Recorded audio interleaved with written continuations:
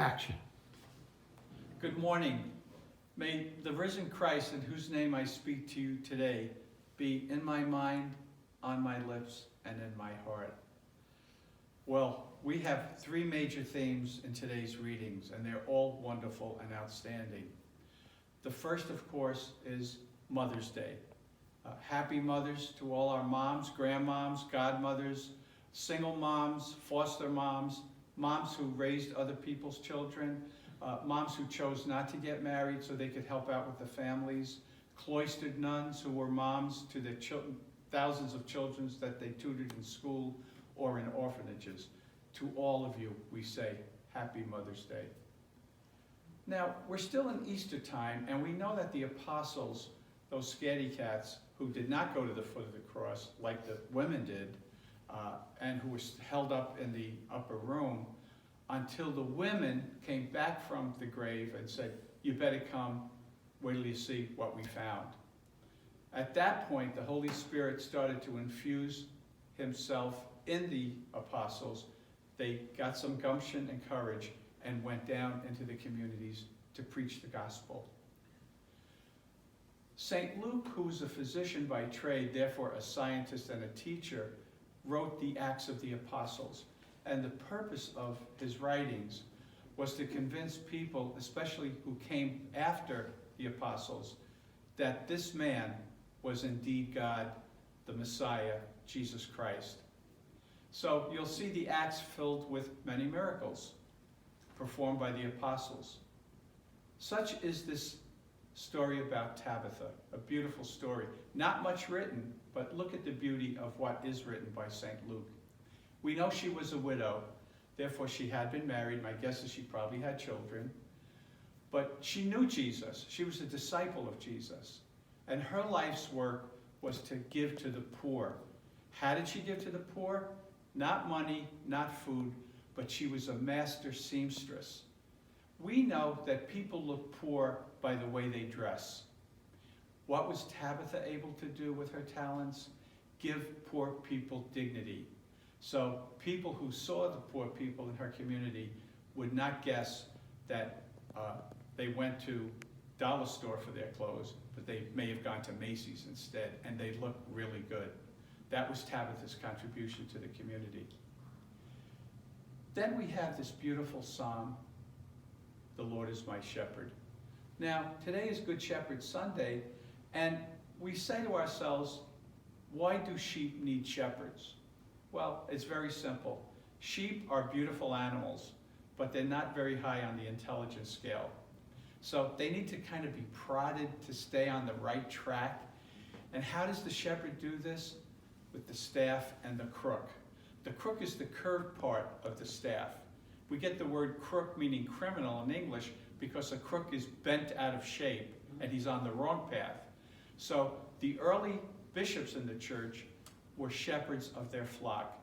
And you'll see Bishop Smith coming this Sunday, and he'll have his staff and his crook, because each bishop has a mitre, that funny looking hat, which some people believe was the shape of a helmet, because all bishops were killed in the early days of the church.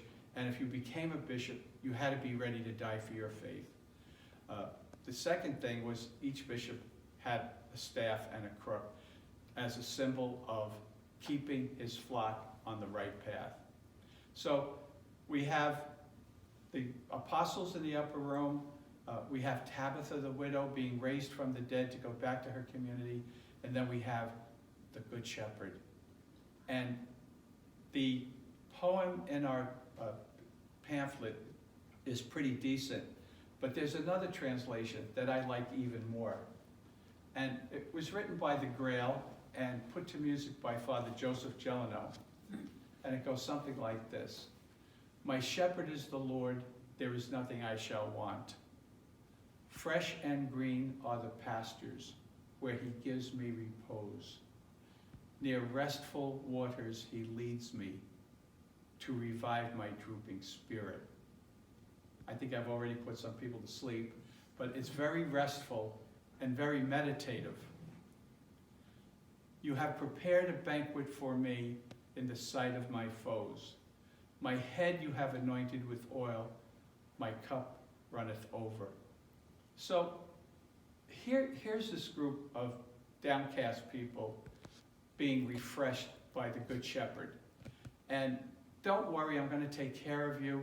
Sit down, relax, look at what's out there, look at nature, be bolstered by nature, start your meditation. And by the way, I'm going to prepare a meal for you. Isn't that what our moms do?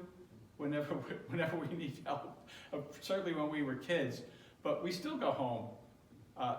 You complain to mom about family, society, the world. Mom says, come over for dinner, you'll feel better. Okay? And that's what the Good Shepherd does for us. Come on, sit down and eat. We'll meditate, we'll pray, and then we'll have a meal together. So you have prepared a banquet for me in the sight of my foes. So we can see the picture. The enemy's up on the hillside, ready to attack. I don't care, because nothing's going to happen to me. God is my shepherd. He's going to protect me. So you know what I'm going to do? I'm going to sit and eat while they're watching me from the hilltop.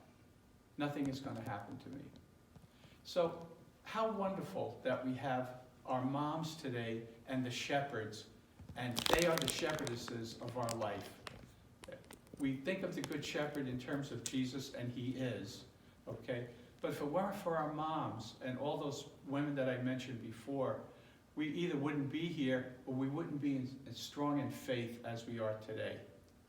So with these three examples, I'm going to urge you, take home today's leaflet, meditate during the week, be at peace, give thanks for all the moms who raised us, give thanks for Jesus, who's always there to guide us. And as we go through our transition and we reset our compass in finding our new pastor, okay, I'd ask you to increase your level of prayer. Prayer is the answer for everything. It will keep us at peace in a world full of turmoil, and it will help us arrive at our destination. Thank you, and God bless you.